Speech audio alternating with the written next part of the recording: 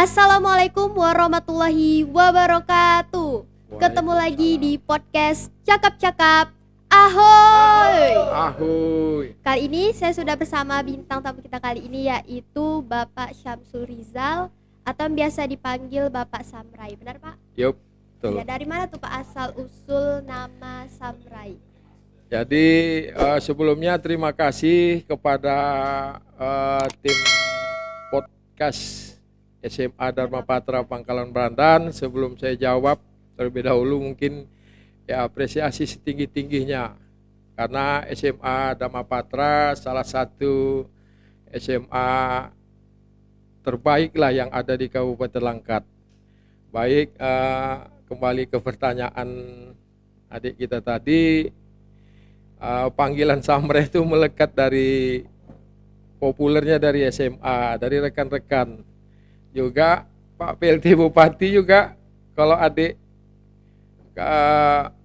perkenalan atau menyampaikan kepada beliau tak tahu kalau dipanggil Rizal itu Rizal mana gitu. Nah Pak Bupati kita Bang Haji Sahpandin atau yang lebih akrab kita panggil Bang Ondim, beliau juga memanggil saya Samrai. Jadi Samrai itu sebenarnya singkatan dari Samsu Rizal Bai. Bai itu adalah nama almarhum orang tua saya, Bai Nun. Jadi karena mungkin terlalu panjang, rekan-rekan lebih nyaman mungkin memanggil Samrai. Disingkat gitu ya Disingkat. Pak ya? Hal apa nih Pak yang membuat Bapak tertarik untuk terjun ke dunia politik? Yup, baik, pertanyaan yang mungkin bagus menurut saya. Jadi perjalanan hidup panjang, saya juga berasal dari adik-adik mengenyam pendidikan dari SD, SMP, SMA sampai ke perguruan tinggi. Jadi berawal dari mimpi karena situasi kita langsung berhadapan sama anak-anak muda, kalau sekarang ini bisa dikatakan anak-anak milenial, dan kebetulan abang aktivis di kegiatan olahraga yang terutama bola basket. Jadi motivasi di awal sebenarnya waktu mencalonkan menjadi anggota DPR Kabupaten Langkat itu terlebih karena ingin memajukan olahraga kita di Kabupaten Langkat. Dan insya Allah sampai saat ini program-program adik-adik kita yang di Tapak Suci terrealisasi, ada dapat bantuan hibah matras dari Kadispora Kabupaten Langkat, juga pembangunan lapangan basket yang awalnya mau kita buat di Teluk Aru, tapi karena tidak ada tanah Pemda yang ada di Teluk Aru, maka pembangunan bola basket itu kita tempatkan di alun-alun Kota Setabat. Berarti berawal dari aktivis di bidang olahraga gitu ya Pak? Ya, tepat. Jadi basic atau dasar abang sebenarnya olahraga, ya bisa dikatakan pada masanya ya atlet kampung lah. Atlet yang ada di Pangkalan Brandan yang punya mimpi ke depannya gimana adik-adik kita bisa berprestasi di beberapa cabang olahraga yang ada di Teluk Aru. Nah, boleh diceritakan nggak Pak pengalaman Bapak susah senang menjadi anggota dewan? Ya, kalau pengalaman susah senangnya jadi anggota dewan lebih banyak susahnya sebenarnya. Jadi anggota DPR ini kita dikasih kepercayaan selama 5 tahun. Selama 5 tahun itu kita diamanahkan masyarakat untuk menjalankan kepercayaan masyarakat. Kita sebagai perwakilan di lembaga Dewan Perwakilan Rakyat Daerah Kabupaten Langkat di semua sektor, bukan hanya di olahraga. Kebetulan Abang sekarang sekretaris Komisi B DPRD Kabupaten Langkat yang berkaitan dengan pendidikan, kesehatan, juga olahraga ada di tempat kami di Komisi B. Jadi dalam hal itu juga kita coba untuk mengembangkan sesuai dengan ketentuan voksi kami di DPRD Kabupaten Langkat. Kalau mengenai ketertarikan Bapak nih, hal apa yang membuat Bapak tertarik bergabung atau duduk di Partai PAN? Yap. Jadi pada awalnya seperti yang tadi udah Abang sampaikan, pengalaman berorganisasi, beraktivitas, sama dengan juga pembina adik-adik Bang Yan Pangeran, Bang Dani juga yang aktif di kegiatan garis lurus ya, pembacaan puisi apa segala macam. Saya juga berawal dari situ. Cuman basic saya karena mungkin mantan atlet, mungkin lebih dari cukup ya untuk kita di sini udah banyak menciptakan lah atlet-atlet yang berprestasi, mulai dari Marcus Harrison Ririhina yang sempat menjadi kiper tim nasional. Ada juga alumni SMA Negeri yang sekarang bekerja di Arian Pertamina, Andela Putra, pernah bermain di Liga Profesional Basket di Indonesia di klub Angsapura Sania. Mungkin ada lagi di Kuala Fitriana Sukatendel cabang karate pernah mengharumkan juga masuk 4 besar.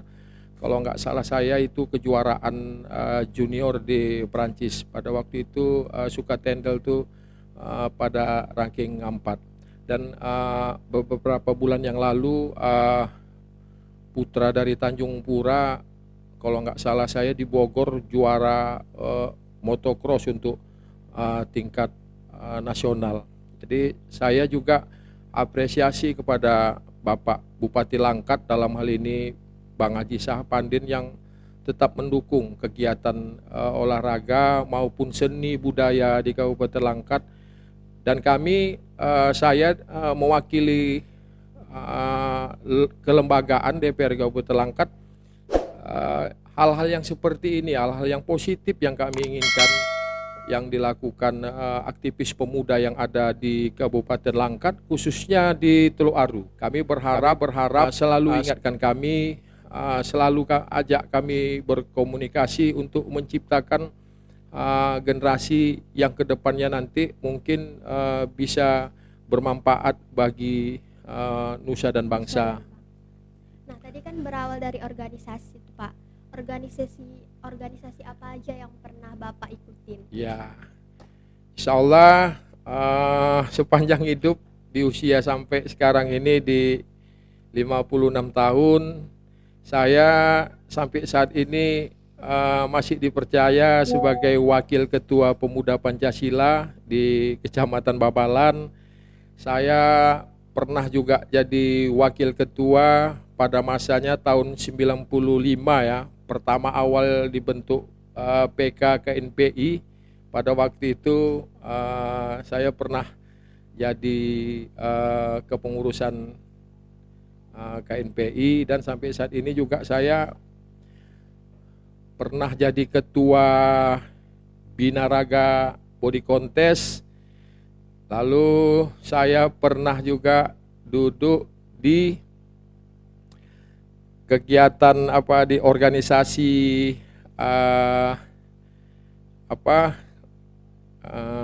kegiatan-kegiatan adik-adik kita yang di barisan muda PAN. Saya juga ditempatkan di situ, dan sekarang saya turun gunung. Kemarin saya diamanahkan jadi pembina bola kaki yang mungkin selama ini nggak pernah aktif di Kelurahan Nalur 2, tepatnya di Trongan. Dan itu semuanya saya lakukan dengan ikhlas. Saya coba gimana ke depannya nanti tidak di sektor olahraga, dari sektor-sektor lainnya. Abang siap sampai kapanpun selama masih dipercaya masyarakat Teluk Aru. Nah, balik lagi nih Pak ke anggota dewan. Hal apa saja yang sudah Bapak lakukan selama menjadi anggota dewan? Wih, itu tadi. Alhamdulillah, ini udah tahun keempat saya menjadi anggota DPR Kabupaten Langkat.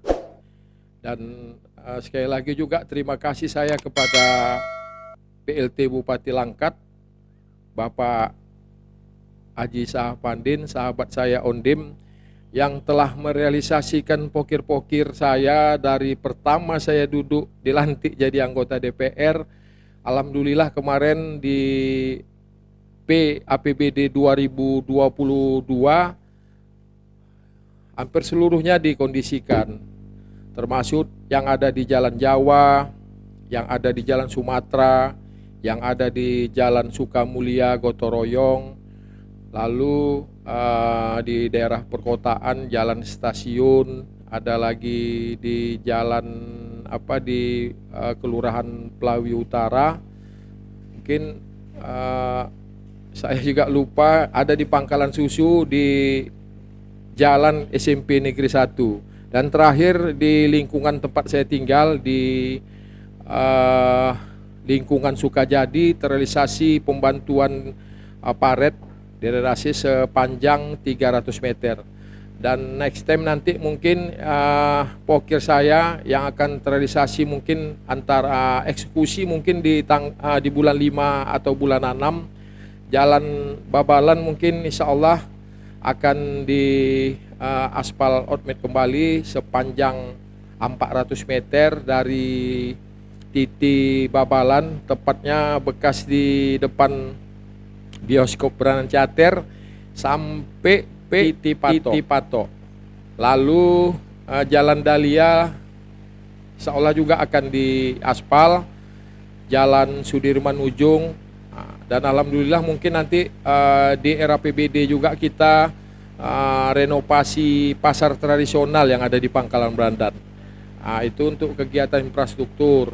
Ya, kedepannya mungkin nanti kita akan berjuang lebih baik lagi untuk kemaslahatan umat, khususnya di daerah pemilihan saya, Teluk Aru, daerah pemilihan 5 mencakup Sungai Lepan, Kecamatan Berandan Barat, Kecamatan Pangkalan Susu, Kecamatan Besitang, dan Kecamatan Pematang Jaya.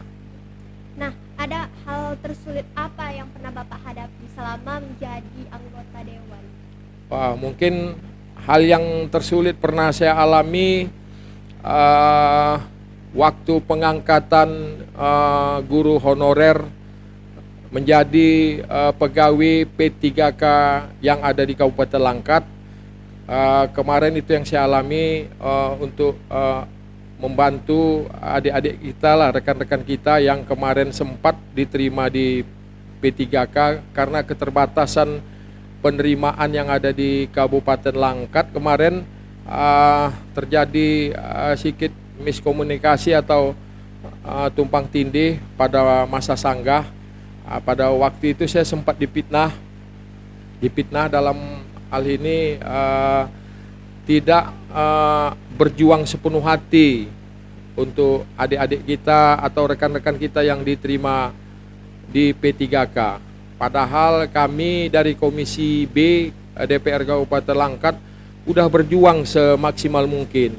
Tapi memang karena kebutuhan pemerintah dalam hal ini pengangkatan pegawai P3K sangat terbatas, maka itulah yang harus kita jalani. Dan insya Allah ke depan melalui pemerintah pusat, Kementerian Kesehatan akan menerima kembali untuk jatah Kabupaten Langkat sekitar 902 orang. Dan mudah-mudahan ke depan ini bisa teradopsi lah seluruh pegawai-pegawai honorer, ada juga yang tenaga sukarela, ada yang udah berjuang bekerja tanpa gaji selama 17 tahun, 19 tahun. Itu program yang kami perjuangkan. Dan saya juga secara pribadi sangat miris. Perjuangan tanpa gaji di puskesmas membantu masyarakat dalam kondisi yang tidak baik. Kadang-kadang mereka ikhlas melaksanakan kerja mereka, tapi itulah kenyataan. Pemerintah tidak bisa seluruhnya menerima tenaga sukarela itu dijadikan pegawai ASN P3K yang sekarang lagi gencar-gencarnya diprogramkan pemerintah pusat. Ada susah senangnya berarti ya Pak ya? Ya.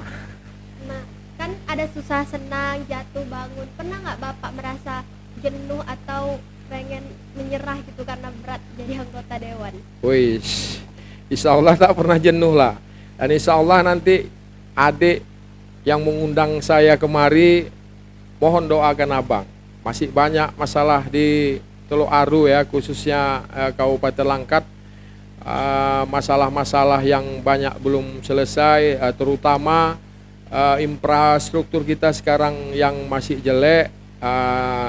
Kemarin saya komunikasikan sama Pak PLT Bupati Langkat agar semasa akhir masa jabatannya ini minimal bisa terselesaikan di angka 65%. Dan kita berharap sebagai warga masyarakat Teluk Aru tetap mendukung Bang Ondim melanjutkan program-program yang menurut saya baik, udah terlaksana di Kabupaten Langkat.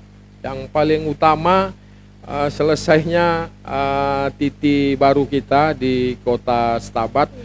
Memang itu anggarannya dari pusat, tapi kita sangat apresiasi sama Pak PLT Bupati Langkat kita. Dia jemput bola ke pusat, menjumpai Kementerian PUPR agar cepat terlaksana. Karena titik itu kalau nggak salah saya udah 10 tahun lebih terbengkalai, dan kontraktornya udah hampir 5 kalau nggak saya bergantian. Karena mungkin tidak sesuai pagu anggaran pada waktu itu. Nah, menurut Bapak ada nggak Pak potensi wisata yang dimiliki di Teluk Aru? Karena saya pernah dengar nih Pak, ada tempat di Dusun Pancasila 5 yang mirip sama Tangkahan. Bapak bisa nggak tuh Pak diusulkan biar orang-orang Teluk Aru ini nggak jauh-jauh gitu? Ya, itu pertanyaan yang bagus. Jadi kita di Kabupaten Langkat, ini terbagi tiga, Hulu, Hilir, dan Teluk Aru. Dan Kabupaten Langkat ini salah satu kabupaten yang hampir sempurna di Indonesia. Kita punya daerah pegunungan seperti Bukit Lawang, Tangkahan, tempat destinasi wisata pegunungan ya. Ada juga kita di Hilir, destinasi wisata religi.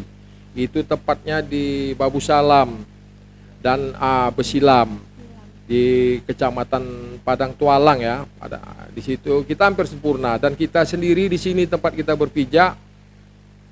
Kita di Teluk Aru ini tidak semua daerah yang ada di Sumatera Utara ini yang mencapai sempurna. Kita di Teluk Aru, daerah pesisir, kita punya destinasi wisata mangrove, ada di daerah Lubuk Kertang, dan sekarang sudah menjamur, ada juga di Teluk Beku, di Kecamatan Gebang, Pantai Pasir Hitam ya. Ada juga di Kecamatan Pangkalan Susu, Pantai Berawi. Dan satu hal yang belum bisa terlaksana, impian saya, cita-cita saya mau menciptakan destinasi wisata laut kaitan sama keberagaman agama. Karena di Desa Perlis mayoritas Muslim, kita ini mimpi saya juga. Cuman sampai sekarang udah kita upayakan, tapi kedepannya tetap kita kerja keras agar ini bisa terlaksana. Jadi ada 2 desa yang mau kita kembangkan untuk destinasi wisata laut khususnya mangrove, Desa Perlis dan Desa Kelantan. Jadi mohon juga doa rekan-rekan nanti ke depannya agar ini bisa terlaksana dalam waktu dekat. Ya, semoga bisa terlaksana secepatnya. Ya, jadi kemarin kita udah komunikasi sama Dinas Pariwisata Bu Eli Rambe. Cuman ya itu tadi pemerintah Kabupaten Langkat dalam hal ini anggaran juga tidak terlampau banyak yang bisa dikelola di Dinas Pariwisata. Jadi nanti kita coba nanti menggait investor dari luar Kabupaten Langkat. Jadi kemarin kita ada komunikasi sama pengusaha yang ada di Jawa Barat, tepatnya Bogor, dan mereka berkeinginan untuk mengembangkan destinasi wisata mangrove laut kita yang ada di Desa Perlis. Kemarin kita udah kontak melalui telepon, cuman ini kita berharap bisa bertemu langsung sama investornya. Jadi kita mau mempertanyakan kira-kira konsep yang baik dan tepat untuk kita di Desa Perlis dan di Desa Kelantan itu nantinya. Bagaimana konsep? Ya. Oh ya Pak, di Teluk Aru ini ada jalan parit yang merupakan usulan dari Bapak, benar Ya. Pak? Ya.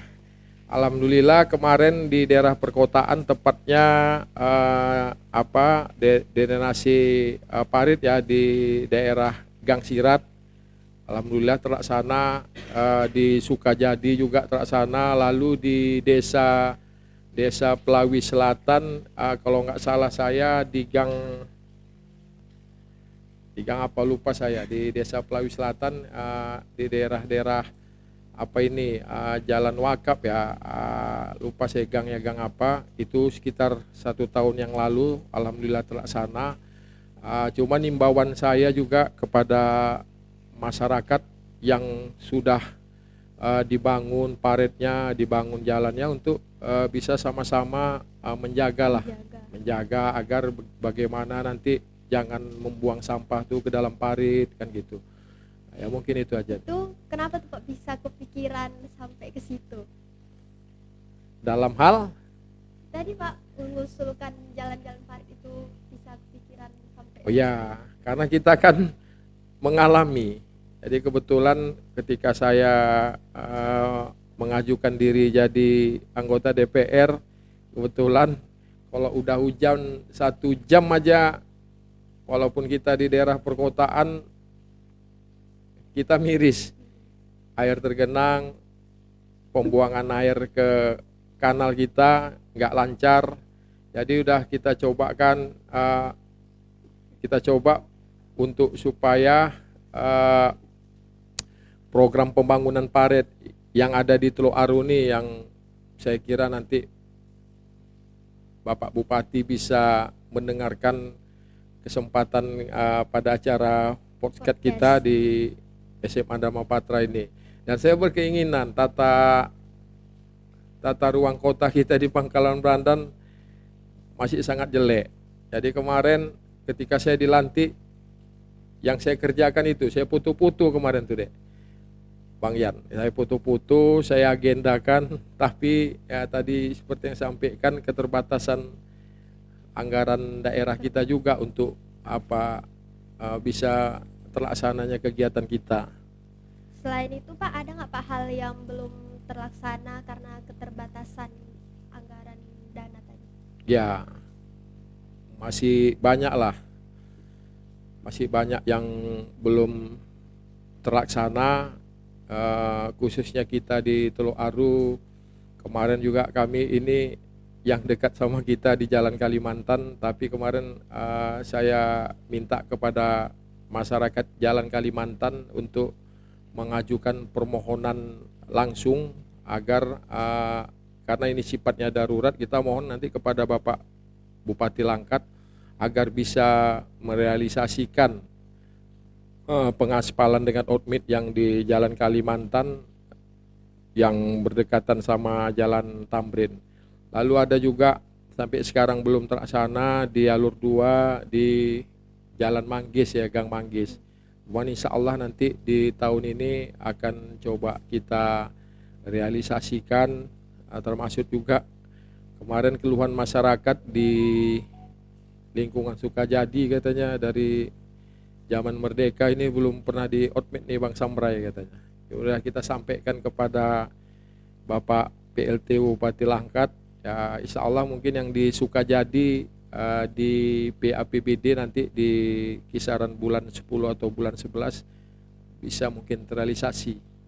Apakah ada pernah mendapat penghargaan dari Pemda, Pak? Ya, penghargaan alhamdulillah kemarin, tapi saya dapat penghargaannya di sektor olahraga. Saya Di sektor di apa di olahraga. Alhamdulillah kemarin ulang tahun Langkat di 2023 kemarin saya menerima penghargaan pembina atlet berprestasi di Kabupaten Langkat. Mungkin selama ini apa yang saya lakukan itu dipantau oleh Pemda, khususnya mungkin KONI Kabupaten Langkat, Dispora yang kaitannya ke bidang olahraga. Alhamdulillah saya terima penghargaan itu menjadi beban dan tanggung jawab ke depannya bagi saya untuk lebih bisa berbuat banyak untuk pengembangan olahraga yang ada di Kabupaten Langkat, khususnya di Teluk Aru. Sudah ada nggak Pak tawaran menjadi balon bupati atau wakil bupati? Wah, ini seru nih. Tadi kita semuanya berawal dari mimpi. Kalau saya flashback ke belakang, mungkin hal yang nggak mungkin saya nih bisa jadi anggota DPR Kabupaten Langkat periode 2019-2024. Mungkin kalau saya ceritakan latar belakang keluarga saya mungkin di bawah rata-rata lah. Saya sama seperti Pak Yan Pangeran, Pak Dani. Saya banyak besar di jalan juga. Makanya alhamdulillah ketika diamanahkan masyarakat saya duduk di perwakilan daerah di Kabupaten Langkat, saya tetap komitmen. Saya tidak akan lekang dengan prinsip dan konsep yang saya niatkan di awal. Jadi pesan almarhum orang tua, ketika nanti kau jadi pemimpin ataupun kemarin dia bilang jadi ketua Najir Masjid katanya, komitmen aja katanya. Niatkan nama itu berbuat baik untuk orang banyak, bermanfaat untuk orang banyak. Jadi itu salah satu pesan orang tua. Kalau adik perhatikan kadang-kadang ketika saya pindah ke alur 2 udah 4 bulan Pak Yan orang tuh tahu bahwasannya saya anggota DPR. Saya insya Allah menghilangkan paradigma buruk anggota DPR mungkin yang tahun-tahun sebelumnya membuat batasan atau gap kepada masyarakat, karena masyarakat yang udah memilih kami. Jadi paradigma buruk itu mau coba saya hilangkan. Saya tetap sama gaya, style saya yang tidak artinya melebih-lebihi gaya DPR tuh ya harus dekat sama masyarakat, dan kami yang sebenarnya harus setiap hari yang menjumpai masyarakat, bukan masyarakat yang menjumpai kami. Itu konsep saya. Jadi kadang-kadang ada kawan-kawan di sana pejabat sampai ke kuping saya dengar jadi dia bilang gaya saya itu tak mengenakkan katanya, bukan macam anggota DPR. Jadi ini nggak bisa abang rubah, macam mana pun nggak bisa abang rubah. Saya tetap Samra yang seperti dulu. Separuh hidup saya mungkin saya banyak di jalan sama kayak Om Yan Pangeran, Om Dani. Jadi itu kunci utama menjadi anggota DPR. Nah, kalau kita lebih banyak duduk di belakang meja, ya jadinya terabaikan kepentingan masyarakat. Berarti semuanya tetap berawal dari mimpi dan tetap apa adanya ya Pak, nggak lebih-lebihkan. Oh iya, dan saya kemarin pas Idul Fitri bincang-bincang sama Pak PLT, bersenda gurau sama Pak PLT. Insya Allah Pak PLT nanti di 2024 kan berdampingan sama Pak Rizky Yonanda Sitepu, anaknya Pak Ngongesa, untuk berdampingan membangun Langkat. Jadi Pak Bupati kemarin pernah bersenda gurau kan di Idul Fitri 2029 nanti kau siap katanya mendampingi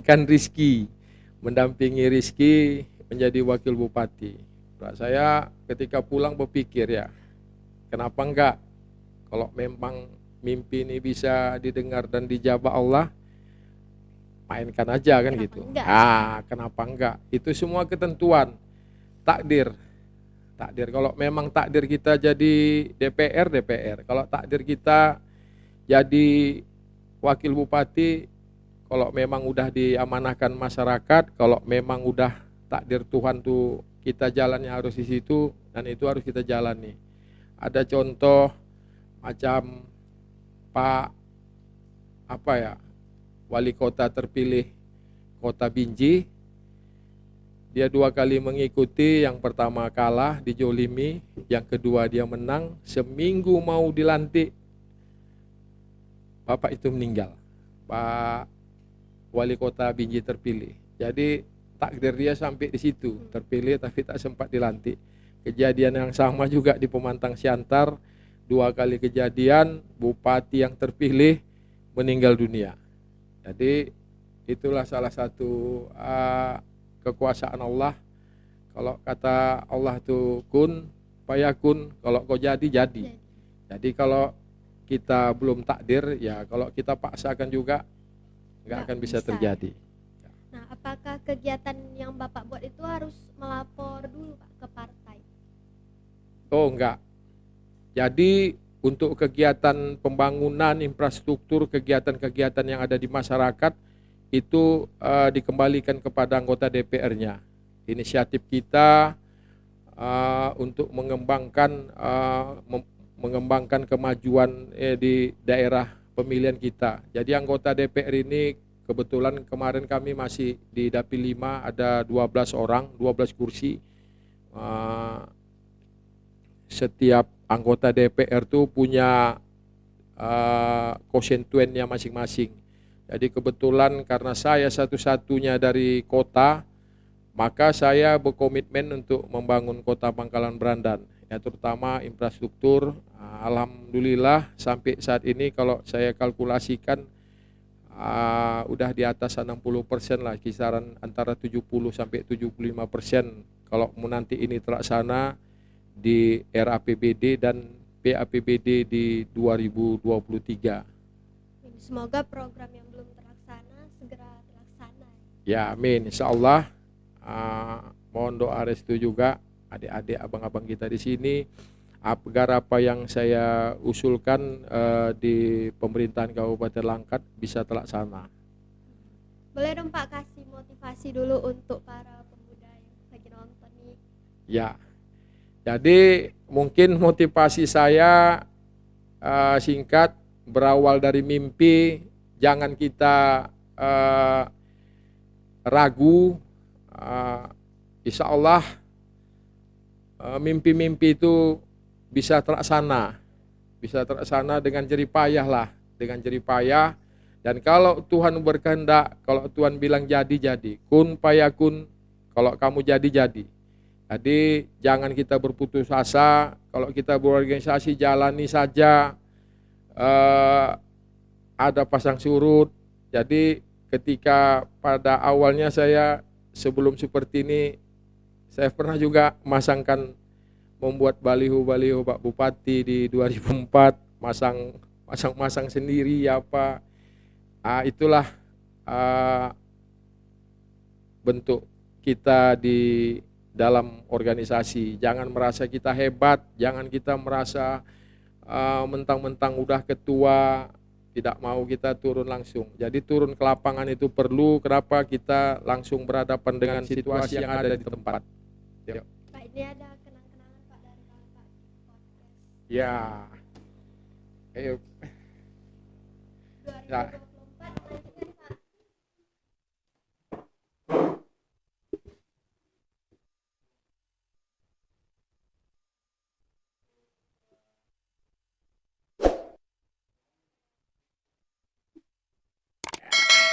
Ini ada komentarnya ya, ada apa nih ya? Terakhir ya. Pak, 2024 lanjut atau enggak nih Pak? Woi, lanjutlah, doakan karena masih ada hal-hal yang belum selesai dan harus saya laksanakan sebagai tanggung jawab moral saya kepada masyarakat Teluk Aru. Dan doakan saya berharap doa karena doa itulah yang lebih mustajab, yang langsung didengar Allah Subhanahu wa taala. Kalau masalah perkara memilih nanti itu kuasa Allah. Allah yang membulak-balikkan hati manusia. Mohon doa restu kepada adik, pembawa acara, rekan-rekan yang berhadir pada kesempatan hari ini. Terima kasih. Saya sudah diberikan kenang-kenangan dari Podcast SMA Dharma Patra. Cakap-cakap ya, cakap-cakap. Ahoy. Ya, terima kasih Bang Yan Pangeran, Bang Dani, rekan-rekan yang nggak bisa disebutkan namanya satu persatu, kepada adik kita. Mudah-mudahan nanti adik kedepannya bisa menggantikan kami mungkin pada masa waktu kedepannya. Mungkin sesudahi wabillahi taufiq wal hidayah. Assalamualaikum warahmatullahi wabarakatuh. Assalamualaikum warahmatullahi wabarakatuh. Cakap-cakap. Ahoy. Ahoy.